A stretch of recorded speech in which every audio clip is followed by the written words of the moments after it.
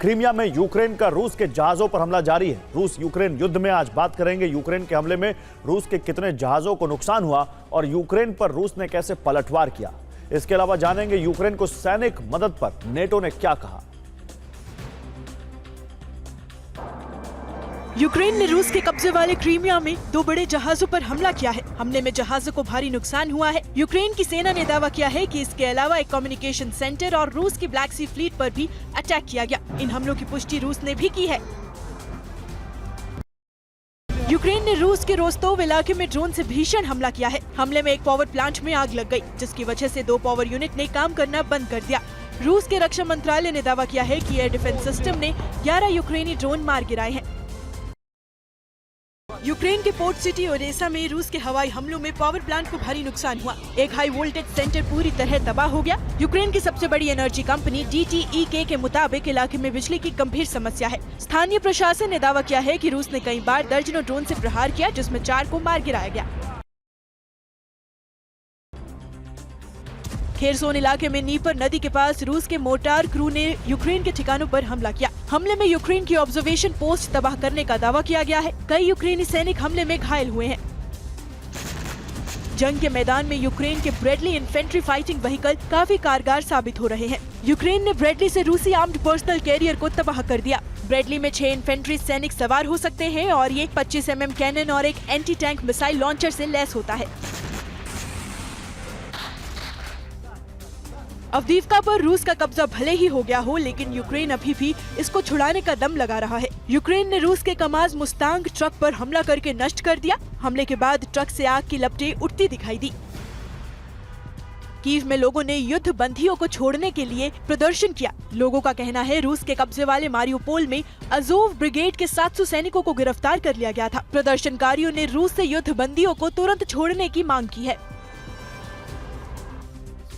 France के राष्ट्रपति Macron ने कहा है कि मॉस्को में हुए आतंकी हमले में इस्लामिक स्टेट का हाथ है। यूक्रेन का इससे कोई लेना देना नहीं है। मैक्रों ने रूस को चेतावनी देते हुए कहा कि यूक्रेन पर हमले का आरोप लगाकर रूस फायदा उठाने की कोशिश न करे।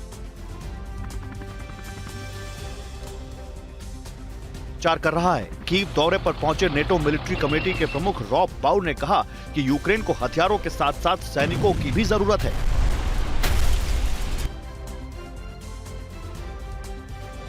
तो गाजा के अल शिफा अस्पताल में इजरायली सेना का ऑपरेशन जारी है। इजरायल फिलिस्तीन युद्ध में आज बात करेंगे कि अल शिफा अस्पताल के हालात कैसे हैं और वेस्ट बैंक में क्यों IDF पर आम लोगों को मारने के आरोप लग रहे हैं। इसके अलावा दिखाएंगे इजरायली सैनिक की एक छोटे से बच्चे के साथ की गई बदसलूकी की तस्वीर।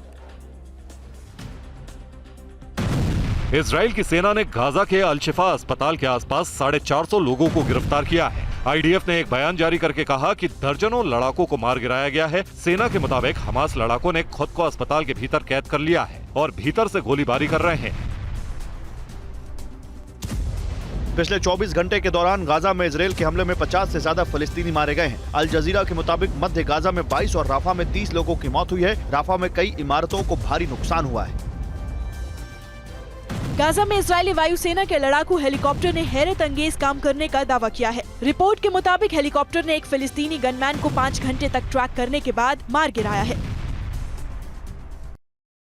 गाजा के अल शिफा अस्पताल में इजरायली सेना का ऑपरेशन अभी जारी है। अल जजीरा के मुताबिक अस्पताल से भागने वाले फिलिस्तीनियों ने आरोप लगाया है कि इजरायल की सेना के बुलडोजर शवों और एम्बुलेंस को कुचल रहे हैं। ये वेस्ट बैंक के हेब्रॉन शहर में एक दुकान का नजारा है। वीडियो में 2 छोटे बच्चे दिखाई देते हैं। तभी कई इजरायली सैनिक आते हुए दिखाई देते हैं। एक सैनिक बच्चे को थप्पड़ मारता है और उसकी शर्ट उतार देता है। जाने से पहले सैनिक दुकान मालिक से कुछ बात करता है और बच्चे की शर्ट फाड़ देता है। कब्जे वाले वेस्ट बैंक में नेवल बेस इलाके में इजरायली सैनिकों ने एक 14 साल के फिलिस्तीनी बच्चे को गोली मार दी। वाफा न्यूज का दावा है कि इजरायली सेना ने तुलकर्म में भी एक 16 साल के बच्चे पर फायरिंग की है। दोनों बच्चों का अस्पताल में इलाज चल रहा है।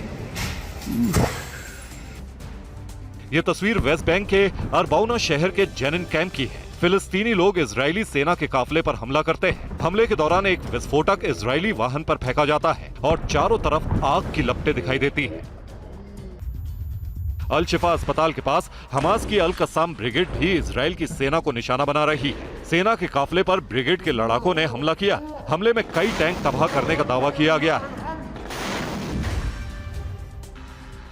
पैराग्लाइडिंग का ये वीडियो हाइफा में इजराइल के पीएम नेतन्याहू के घर के पास का है। इजरायली नागरिक पैराग्लाइडिंग के जरिए नेतन्याहू के खिलाफ प्रदर्शन कर रहे हैं। गाजा युद्ध को लेकर हाल ही में नेतन्याहू की लोकप्रियता में काफी कमी आई है। कई सर्वे में बताया गया है कि अगर तुरंत चुनाव होते हैं तो उनकी हार निश्चित है।